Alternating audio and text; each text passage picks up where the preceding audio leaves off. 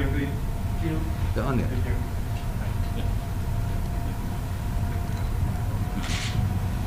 Bismillahirrahmanirrahim. Assalamualaikum warahmatullahi wabarakatuh. Salam sejahtera, salam keluarga Malaysia. Pertama sekali saya mengucapkan terima kasih kepada rakan-rakan media yang turut dapat bersama pada tengah hari ini. Ini lanjutan daripada apa yang telah diumumkan berhubung kait dengan 4 lebuh raya oleh pihak konsesi, dan juga Yang Amat Berhormat Perdana Menteri awal tadi telah mengeluarkan statement bahawa kerajaan telah memutuskan untuk penstrukturan semula 4 lebuh raya di Lembah Kelang. Detailnya nanti saya akan nyatakan.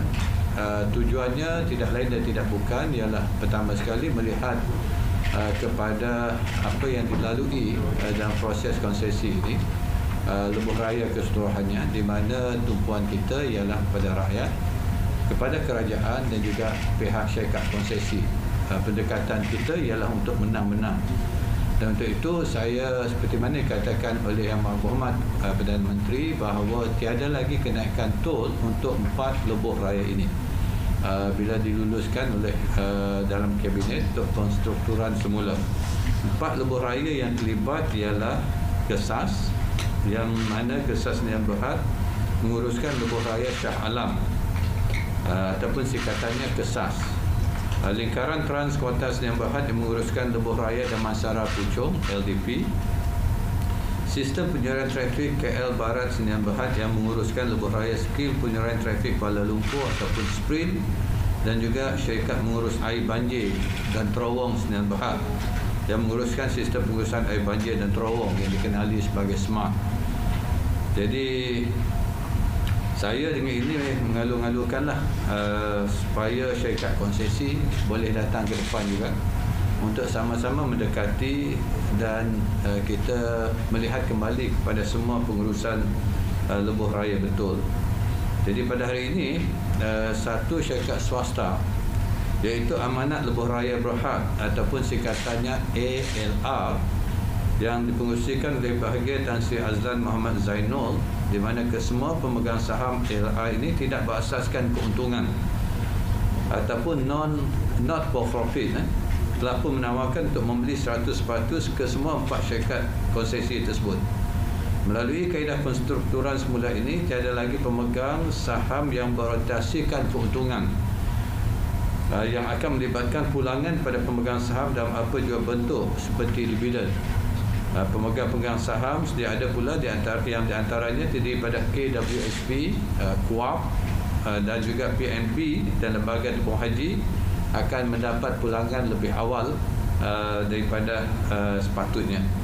Kajian juga tidak mengabaikan obligasi di dalam perjanjian konsesi sedia ada, kerana ianya akan memberikan imej negatif kepada para pelabur yang akan menyebabkan kekurangan minat pelabur untuk melabur di Malaysia.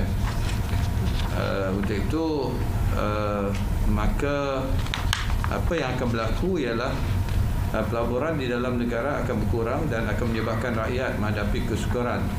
Ini selaras dengan dasar penswastaan, di mana syarikat swasta masih lagi tanggungan mengendalikan operasi dan menyegara lebuh raya berkenaan. Kerajaan juga telah memastikan bahawa ALR perlu menyerap ke semua kaki tangan sedia ada yang sedang berkhidmat di bawah keempat-empat syarikat konsesi berkaitan.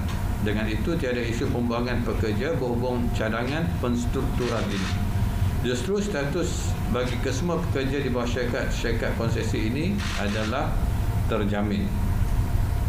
Jadi sudah pasti persoalan daripada para media apa yang berlaku dengan cadangan sebelum ini.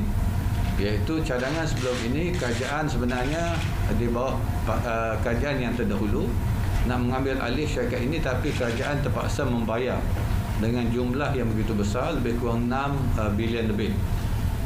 Manakala tempoh konsesi juga mungkin akan dilanjutkan. Sebab itu bila kita melihat kepada perkara ini, kita telah berunding semula. Keputusan terdahulu kabinet memutuskan untuk perundingan semula, dan alhamdulillah dengan penstrukturan yang telah dipersetujui ini, maka ianya tidak akan melibatkan kerajaan membayar apa-apa bayaran kepada syarikat konsesi. Malahan syarikat konsesi akan meneruskan dengan pengambilan oleh ALR ini. Mereka akan terus menguruskan operasi dan maintenance semua lebuh raya yang saya nyatakan tadi, yang 4 buah, dan mereka juga akan memastikan bahawa semua kaki tangan akan dikekalkan, dan tiada jaminan daripada kerajaan sebagaimana yang berlaku terdahulu. Dan kalau kita ingat, apa yang akan berlaku ialah di bawah perjanjian sedia ada, syarikat konsesi boleh menaikkan kadar tol dalam tempoh 5 ke 7 tahun. Tiap-tiap 5 ke 7 tahun akan berlaku kenaikan tol. Sekarang ni apa yang kita lakukan ialah tiada lagi kenaikan tol. Tol yang sedia ada akan dikekalkan sehingga tamat tempoh konsesi. Itu yang akan berlaku. Tiada lagi kenaikan tol, dan apa-apa yang berlaku nanti dari segi tempoh lanjutan ini pun tidak secara automatik. Walaupun ada 4 highway ini, ada 3 dilanjutkan tempoh, ada 1 lagi highway akan dipendekkan tempoh mengikut kadarnya. Tapi ianya tidak akan berlaku secara automatik. Kementerian Kerja Raya akan memantau dan melihat the actual traffic report nanti. Di situ nanti baru kita akan tentukan.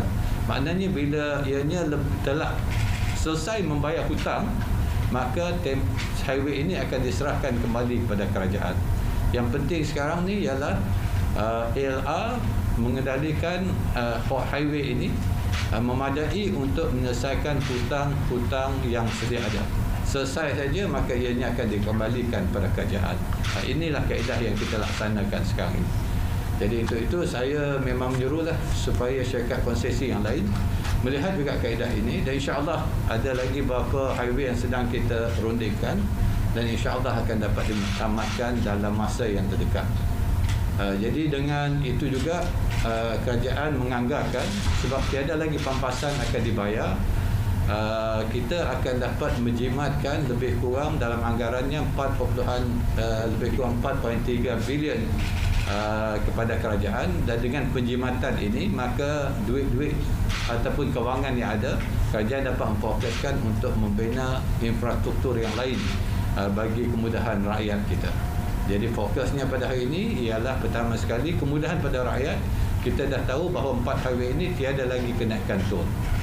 Yang kedua ianya adalah situasi menang-menang, di mana syarikat konsesi ataupun ALR yang akan dipertanggungjawabkan, dan kita mendoakan supaya mereka dapat mentamatkan pengambilan alih highway ini. Dan dengan pengambilan alih ini, mereka akan meneruskan operasi supaya khidmat kepada pengguna lebuh raya akan dapat diberi jaminan dari segi keselesaan dan juga keselamatan. Dan yang ketiganya, ianya memberi penjimatan juga pada kerajaan yang akhirnya akan memberi kesejahteraan dan dibalikkan pada rakyat dengan pembangunan infra yang lain. Okey, nanti saya bagi statement yang penuh lah. Ada soalan? Ya. Yeah.